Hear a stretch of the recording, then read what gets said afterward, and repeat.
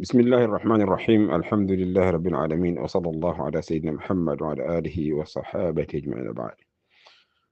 Ndugu Islam, tunaendelea na maswali yenu hapa, na leo swali la kwanza linasema mwanamke kufanya kazi hoteli ya wanaolala wageni inafaa?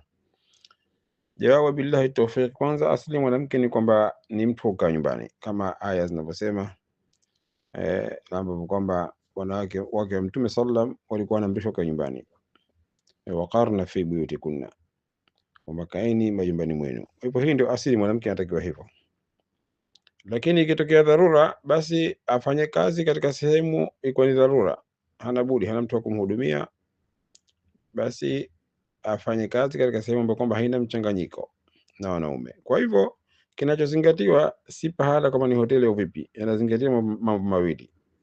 Baada ya kudharurika, kwa anahitaji lazima apate njia ya kutafuta maisha, basi yanayozingatiwa ni mambo mawili.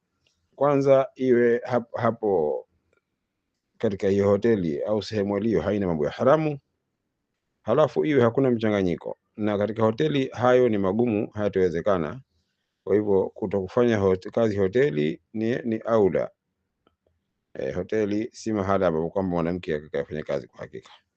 Wallahu tabaraka wa taala a'lam wa ahkam.